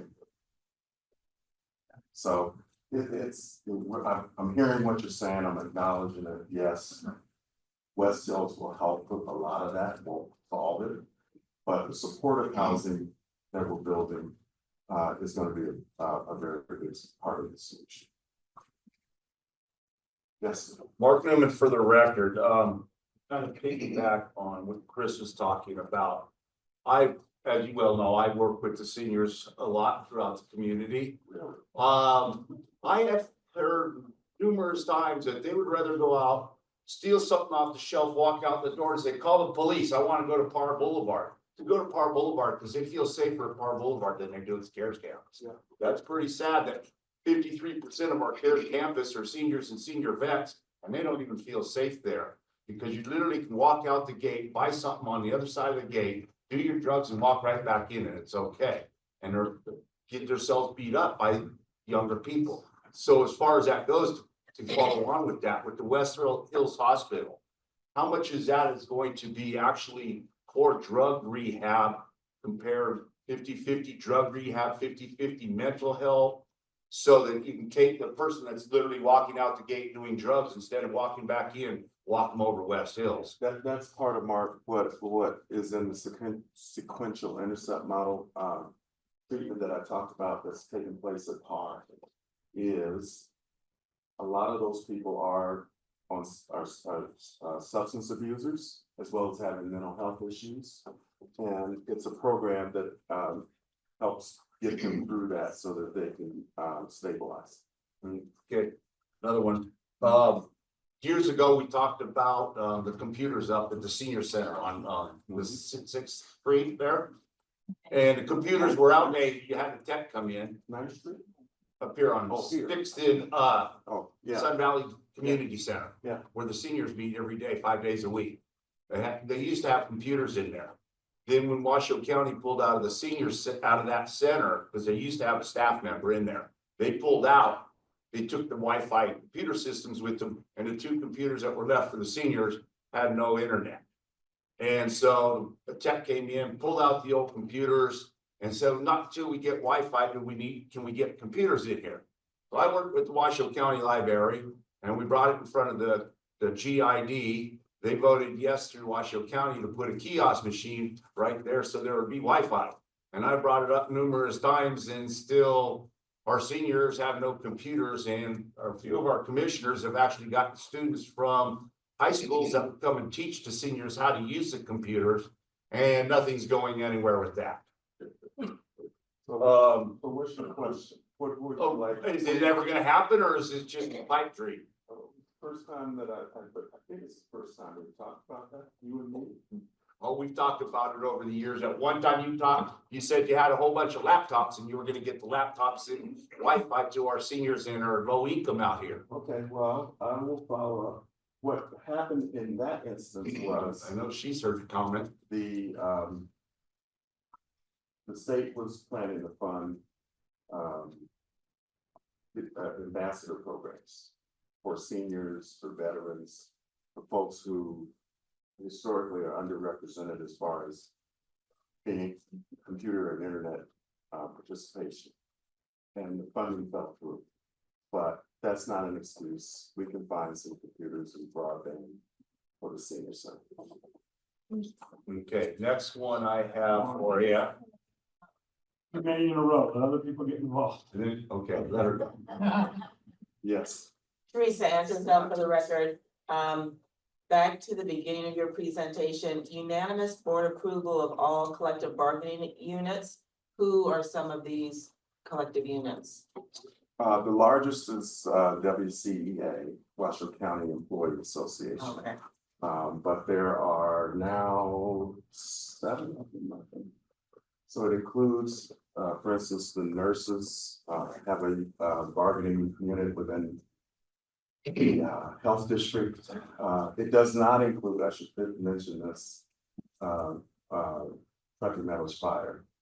That's a separate set of negotiations that take place, but I can get you a list if you'd like to see a list. They are listed also on the county website.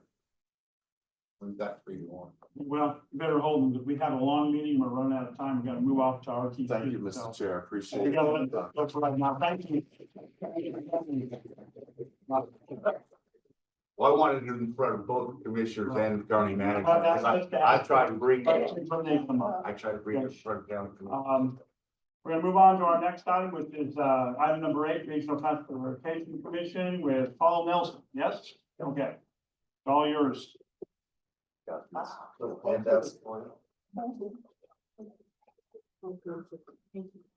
get one.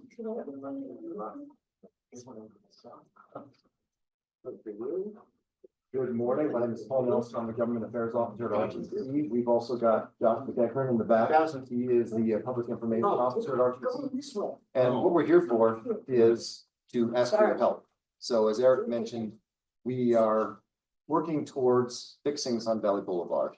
And it's gonna be a really expensive project, $80 million at least. After that is gonna be going towards the drainage situation. So right now we are applying for the PREP grant. And this grant is specific to resiliency when it comes to weather events, natural disasters, things like that. And we know that there are issues with Sun Valley Wash. Anytime there's heavy rain, flooding, things like that. So we think that this is a good candidate for the Protect grant. What we're asking of you guys is we provided a letter of support that we would like you guys to sign. I think I've got your name on it as the chair to sign on behalf of the board. It's due February 24th, so this was our last chance to talk to you guys before we submitted. We also, if you guys want in the crowd, part of this grant application that we're doing is we'd like to hear from citizens here to talk about what they think that the improvements will do for the community. Maybe some situations that you've seen, whether it's safety, whether it's weather related, problems with the roadway as it is, things that we can include in the grant application itself. So this would be a great opportunity for us. I'll tell you this, we've got a list of federal priorities.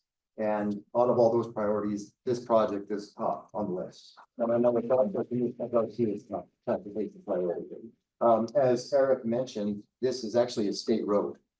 But because of the massive amounts of roadway that they have to maintain and build, this one just hasn't risen to the top in terms of priority for them. So by us taking the lead, we know locally it's a huge, it would be a huge impact to the community. So that's why it's so high for us. And by getting this grant, it brings NDOT to the table to chip in the most of the rest of the money. We're paying for the design. We're gonna be paying for, I think, about $10 million of the total project. This grant would pay for about half, and then NDOT would pay for the rest, and then hand that roadway over to Washoe County. So we think that this is a great opportunity. So any kind of support we would appreciate. Thank you. Okay, well, I have one item I want to bring up, just to add to your grant that is already added, and that's for pedestrian safety. And I even noticed it, just yesterday, as I was coming back up Sun Valley Boulevard, even though we have our new crosswalks with the flashers are inadequate. They're not bright enough. They don't warn, motorists, far enough back. We all watch for it, because we're residents and we've had friends and neighbors that have actually been hit by cars out here. But I think that should be, a better system, maybe taller, brighter, than what we have, something that's a little. Or right in your eye. So either way, it's, but something, a better design, because even the design we have now, which is better than we had, don't get me wrong. Having these crosswalks is a huge plus and a godsend, but they're still not adequate enough because we have no lighting at night. Maybe that's the other option. We need to light the boulevard so drivers can see things that are outside the actual headlights to prepare for somebody going to cross. Somebody standing at a crosswalk, we don't see them till the lights flash because there's no lights on the roadway at all.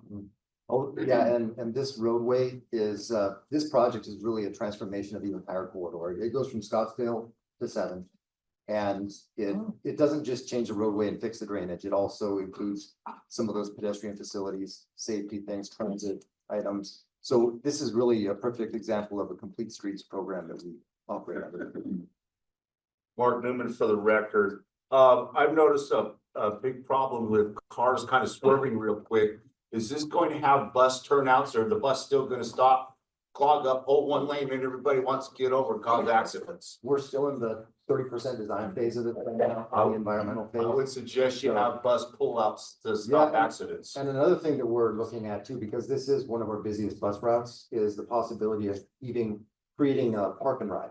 So people can park wherever we decide to put this, maybe over where the Scalari's building is or something like that. And then people can take the bus into town.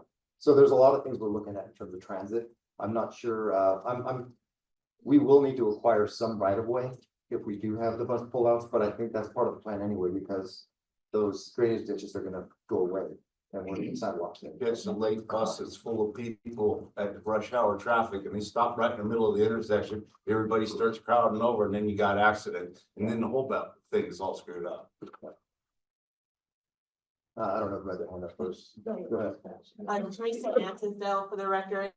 I would like to request in this design phase, and this might be a bigger, but you guys are RTC. The Flex Ride system does not support Sun Valley, and I think that is a grievous underservice of my community. My oldest son, Brainiac, goes to a school of choice, which great for the Washoe County School District to open that pathway, but it puts a huge burden on 2 working parent families to try to get their kid to a school where he's gonna be challenged at, and he's going to Reed, and there's no way to get him home from Reed to Sun Valley because the Flex Ride system does not support Sun Valley. Yeah, so the reason that we have Flex Ride in the areas that we do is because we don't have a fixed route that goes to those. Correct, I understand the concept, it's a great concept, Sun Valley needs one. We've gotta get this isolated valley connected to Sparks where other businesses and schools are.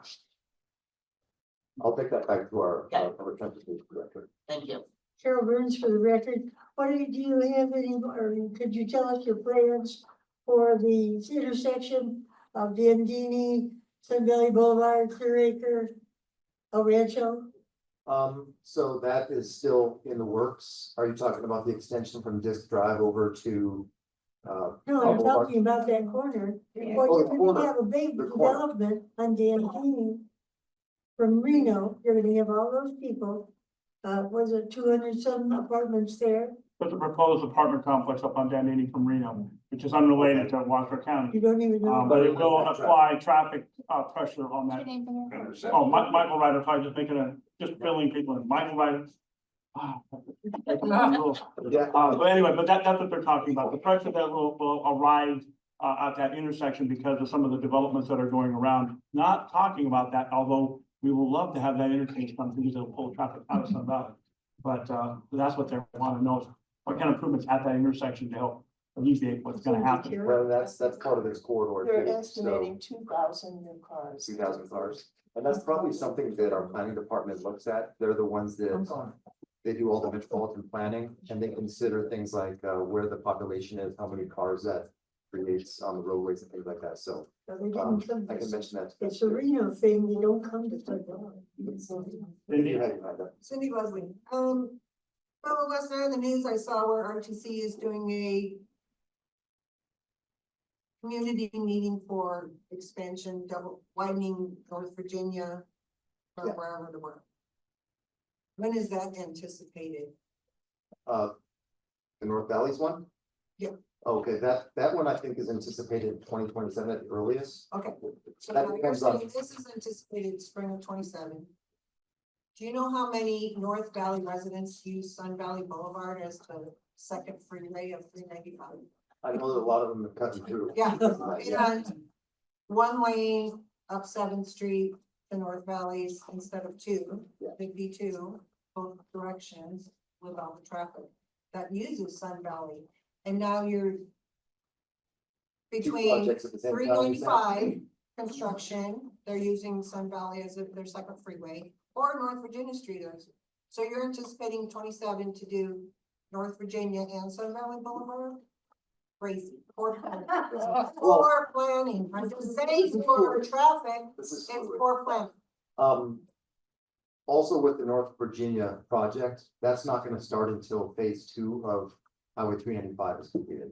That might not even until 28. Okay, so like I said though, you're doing 395. So people don't want to deal with 395, so they're cutting through Sun Valley. So now you're gonna make Sun Valley a bottleneck. For all those people. Well, by then 395 will be done, so You're there'll always be, putting the cart before the horse and not like, let's finish this one project before we start another project. well, we try to work around that.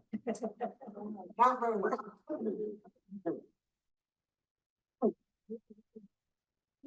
Sherry Roach, my question is there some place where we can access your plan? And is there some place where we can put our input in on that plan? For the Sun Valley Boulevard projects, Josh, do you know, is there a place right now where? sunvalleyboulevard.com, I believe, we can make sure that's submitted to everyone. And then we can put our input, we think we can use for our safety. Yeah, and that also has a copy of the corridor study that was used to basically come up with the current. So it's Sun Valley Boulevard? Yeah, I think it's sunvalleyboulevard.com, but I'll double check that.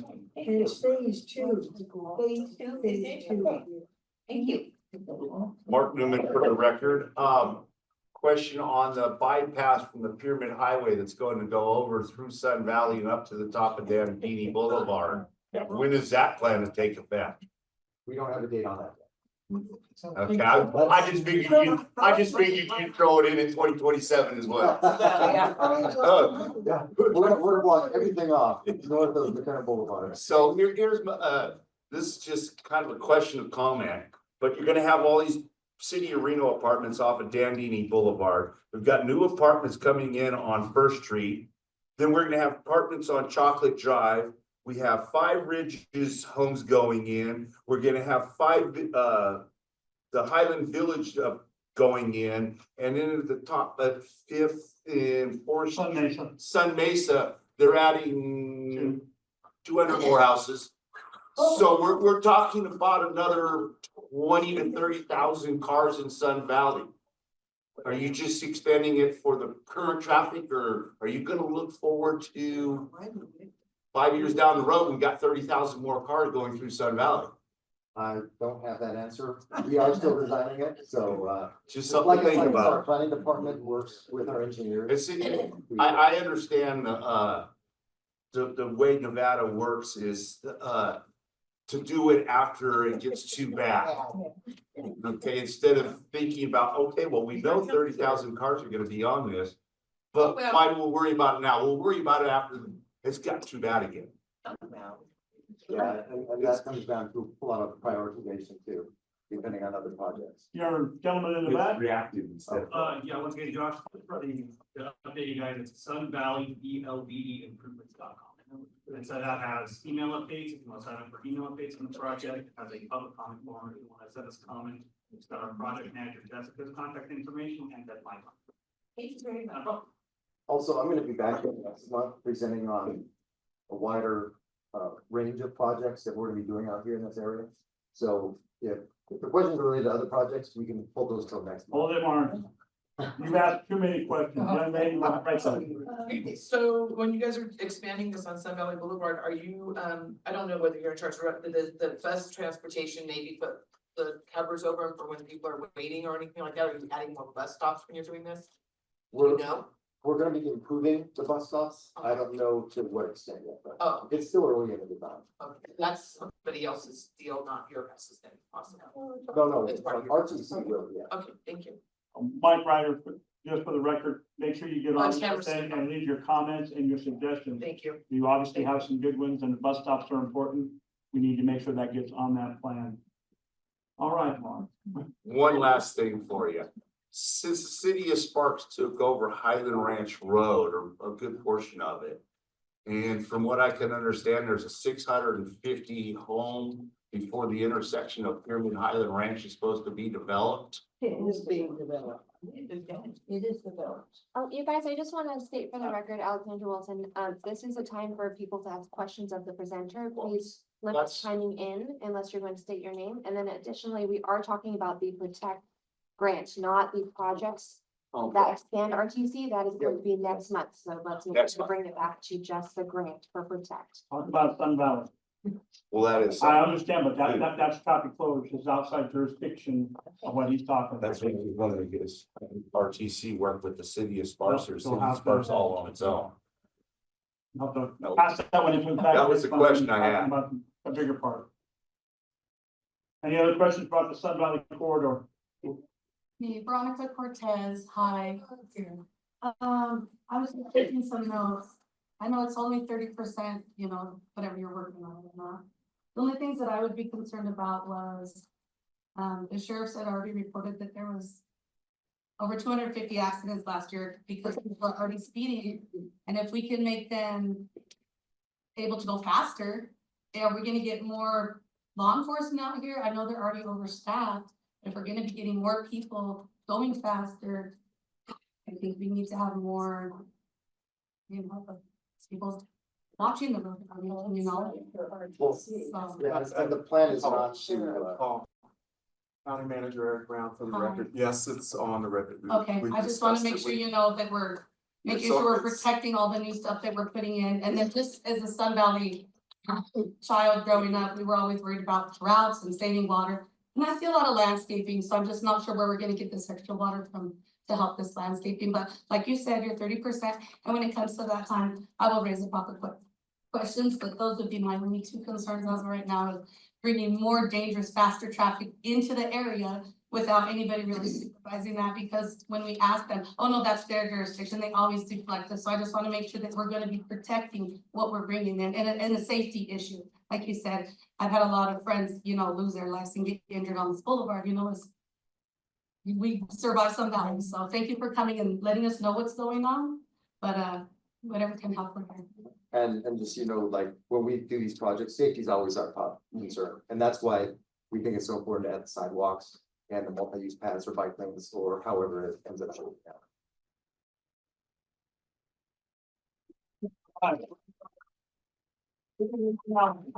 We'll see him again next month. We're gonna move on to item number 9. Yeah, you guys can scare him away. Chair Ryder, board, yes. will you guys be voting on the letter of support? Oh, yes. I need a motion for the letter of support for this corridor project. Do I have a motion? I move that we all sign the letter of support for the Protect grant. Yeah. I'll second. Okay, we have a motion and a second. All in favor? Aye. Aye. Unanimous. Do you need me to sign something, catch me right after the meeting? We can have the letter. I think we need to update the language, but. What language? They put it on. Where did the one that I sent? Oh, no, I. Do you have it? Yeah, I sent it to, so that. Okay, we're gonna move on to item number 8 while we can sort that out, which is board member, 9. and commissioner statements, and we're gonna start with, Commissioner Garcia. Agenda item number 9. 9, yeah. Good morning, sir. Good afternoon. I have to check. My name is Garcia for the record. I wanted to take a moment, first of all, to say thank you to the leadership of this cab, but also to all the staff in the room and many who have left, RTC staff included, who give up their Saturdays to come and give us such important information. So let's give another question. All right, I'm gonna be short and sweet, but I see a lot of new faces in the room. I'm your commissioner for Sun Valley up until 7th Avenue. So anything south, 9th Avenue, anything south of 9th Avenue is me, and then north of that is Commissioner Herman.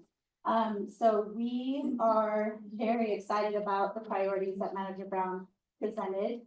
Thank you, Manager Brown, for such a great presentation and always being available to come to these things. I don't think a lot of city managers or county managers throughout the country give as much time and as attention as our county manager does. So thank you.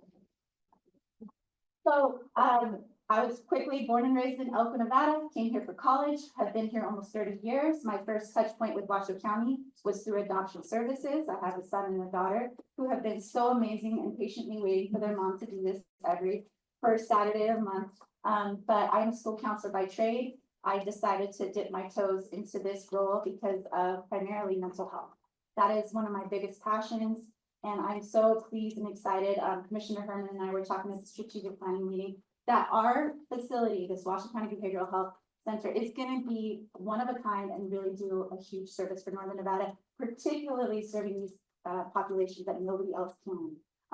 Commissioner Herman and I are very passionate about tackling the issue of sex trafficking in the region. And one of the populations that will be served in this new facility is victims of child trafficking. So we're really excited and pleased about that project coming online. And another area that I'm really passionate about, as you can tell, is infrastructure. I think for 2 years now, I've been asking and begging and pleading for us to transfer this little 3-mile section of roadway that is so important to us over to the county to operate and maintain. So thanks again to RTC. They put up with me talking about Sun Valley Boulevard every single meeting, I kid you not, every strategic planning. And we're so close, you guys. We did not get the first grant, the Reconnecting Communities grant. It was a great application, but this letter of support is really going to help strengthen. So please pour your heart and soul if you want to write separate letters or provide input. So again, thank you, RTC, for listening to the concerns of Sun Valley. Last area I'm really passionate about is parks. I've talked to you a lot about the different child youth activities that I've promoted over the last couple of years. So that's just a little bit about me. One of the things this is my biggest pet peeve, is illegal dumping. I just talked to Lieutenant Brian O'Brien after he left, and he told me about another situation of illegal dumping that is just abysmal. And I'm working with our CAB, our county manager's office to do a couple of things. You know, I've already done some community cleanups. I'm going to continue those. And the next one is coming up on spring, probably April or May of this spring. So we've got a large community cleanup planning, but I'm also kind of incubating this idea of setting aside some of my private discretionary funds to do private property cleanups for individuals who need the help, who want the help, but don't have the means to get it done. So I'm working with this amazing team right here to build up a private property cleanup. I've already gotten phone calls from people who are like, please, if you could provide the volunteers and the dumpsters, I would be happy to clean up my property. So I'm really excited about that, but this illegal dumping stuff is just the bane of my existence. It just kills me. So I'm gonna continue to work on that. This particular one is on HOA property, so I'll be contacting them so that we can collaborate. The complexity of this stuff is really difficult because sometimes it's on BLM land, sometimes it's right on the line of somebody's private property, and sometimes it falls on the homeowners association. So I'll be working with them on that. And last but not least, Commissioner Herman and I invite you all, if you're interested in learning about the fire services that are happening, those 2 agenda items that management talked about. The special meeting on fire is February 6th at 8 a.m. in our chambers. It's it'll be my first meeting where I get to sit with my colleagues from the city of Reno, city of Sparks, and county. So you're welcome to join us. There'll be a traditional public comment at the beginning and end, and that's it. I know it's been a long morning, so I can take questions after the meeting. Thank you. Okay. Commissioner Herman has nothing. Manager Brown already said a bunch, so now it's up to you. Heidi, you're next in line. Go ahead. Heidi Soper for the record. I'm gonna make it really quick. I just have a few things. Last meeting, I told you about the Board of County Commissioners meeting, that they were gonna discuss suggestions for the cab. I went, it was long. God, was it long? Manager Brown gave us an overview of the things that were discussed, so I'm not going through all of that again, but I do want to say that he made it very clear. In fact, he actually said it 2 or 3 times. The cabs are not going over. So we are here. Our next meeting is March 1st. I put surveys in the back table, asking you guys to please give us suggestions for things that you'd like to see the cab do. Write them down, don't be shy, let us know. You know, so that we can all discuss them with Commissioner Garcia and Herman and incorporate the things that you would like to see done at the cab. Second one, after 37 years of being in Sun Valley, I found out that if you're 70 or older, we get a discount with waste management. Oh. I didn't know that. And I'm over 70. So call waste management. I talked to a really nice lady named Priscilla. It took me 20 minutes to get through to Priscilla, but I really did. I sent her an email copy of my driver's license, and within 5 minutes, she sent me my new trash rate. I think you can also get the information through the GID, I think. Chocolate Drive has a meeting coming up, February 6th at 1:30 in the afternoon.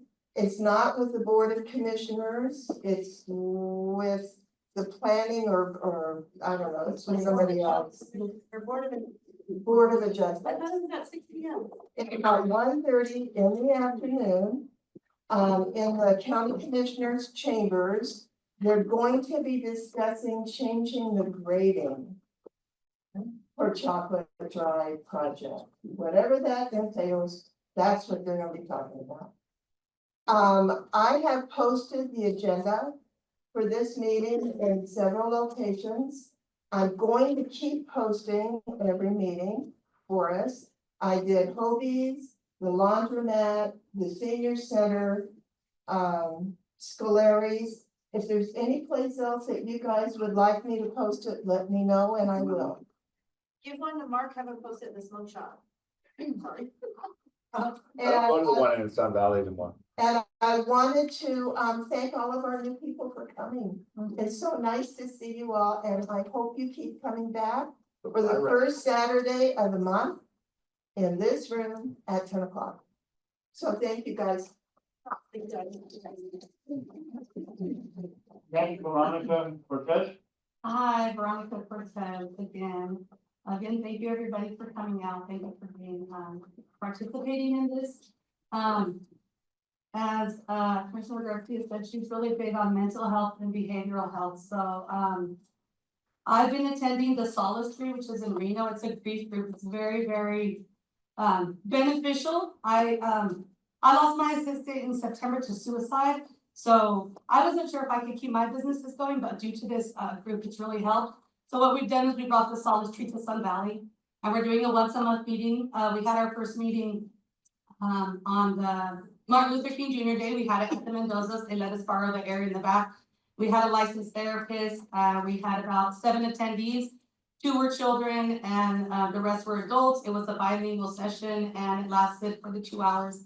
And it really helps. So I think that's the way that we can bring specifically mental health into Sun Valley. I mean, I don't honestly think we can work against drug addiction and behavioral health if your mind is not in the right place. You can learn new behaviors, but first you have to make sure that your mental health is set, and then we can work on behavioral health, those addictions that we have. So that would be my information to you. If you guys are going to grief or know somebody, I'll post on the Sun Valley page, the community page, when our next meeting will be.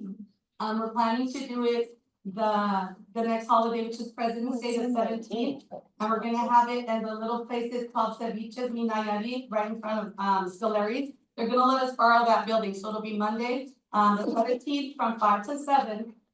We have workbooks there that the Solace Tree has donated for adults, adolescents, and children that we can work through our grief. If that's something that you're going through or know somebody, it's open to everybody, English or Spanish, and it's free of charge. We're not asking for any money. There's no behind the scenes pay this. We're just trying to get the help to Sun Valley. CARES is great, but we're actually looking into La Gloria and some other places out here where we can specifically help Sun Valley residents. I was born and raised out, well, I'm born at St. Mary's, but I've seen what we need and I need to take care of you. If it's gonna put me at odds with other people, you know, I was just always raised, we gotta take care of each other. That's what grandma said, that's what my dad said. So that's why I'm here. That was this, and I was just wondering if I could read that letter that I'm gonna sign or I'm not. Yeah, before you sign it, you can read it. Oh, but we can't read it out loud. So, No. and probably, we don't have the time to do it right now. Okay. So we'll do that afterwards and we can all read it.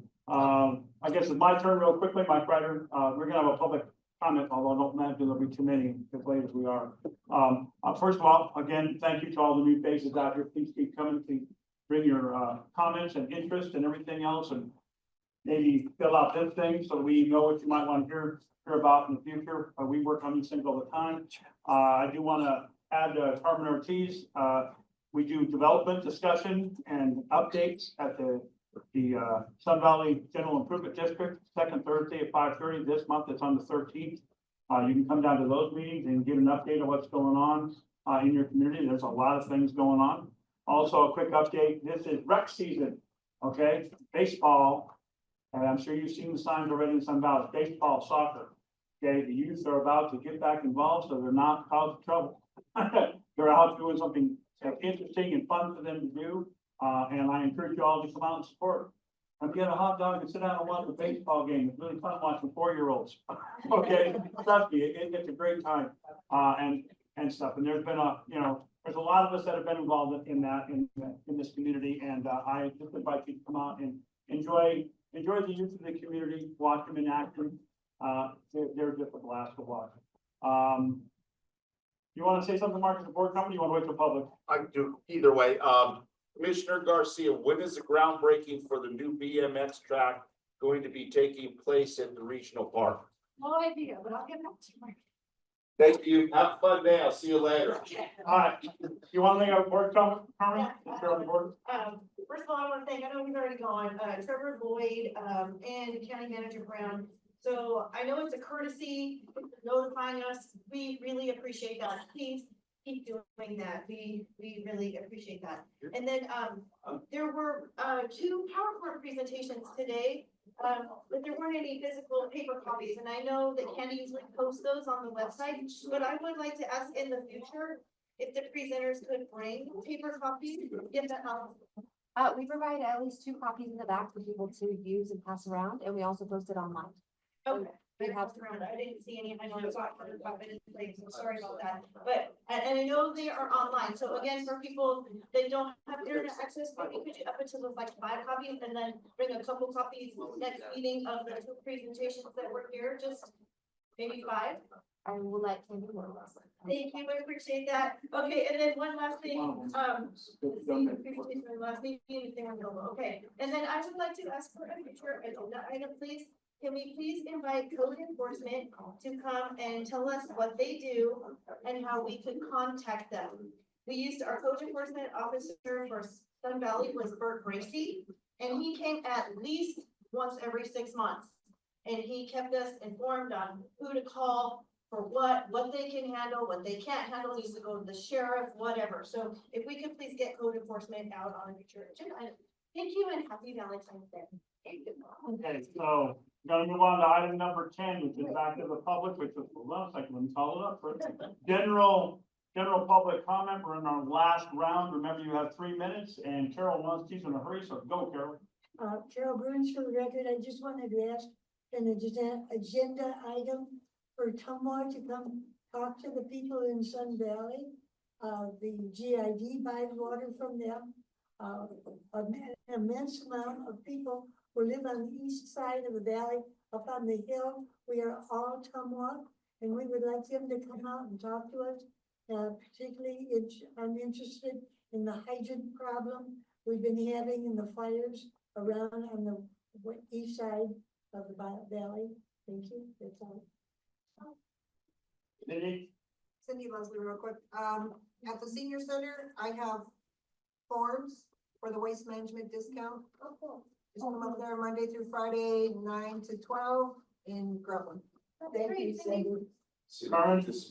Carmen, I just wanted to piggyback on what Carol said. So I went to the Spanish Springs cab when Tumwa presented on that, and he mentioned that Sun Valley is their largest wholesale customer. So if anybody says Tumwa doesn't serve in Sun Valley, that's a misquote. So yes, we would like to see what they presented to Spanish Springs, because of course it is in Sun Valley. So thank you, Carol. Anybody else? Back in the back. Josh Decker, just a quick reminder, we're gonna hang after the meeting to get some testimonials to help strengthen that grant application for Protect. I heard a lot of conversation about when does the project start, but we can pay for it. Typically is a good starting point. So we'll continue design phases, but we'll be back here at the camera getting testimonials in support of this. So anybody that wants to have input on that project, if they're hanging around, take advantage of that and go talk to them. Testimonials are important. Trust me, we've done grants at the GID, and the more you get, the better you have of getting the grant that you need. So we'll catch it out to the meeting. Any more public comment? Okay, we're down to item number 11. That's adjournment. I move we adjourn. I second. All in favor? Aye. Okay, now we can have some other discussion. Give me that 11. Let's see what it says. Okay, this one is not active. I know. Yeah, we can all.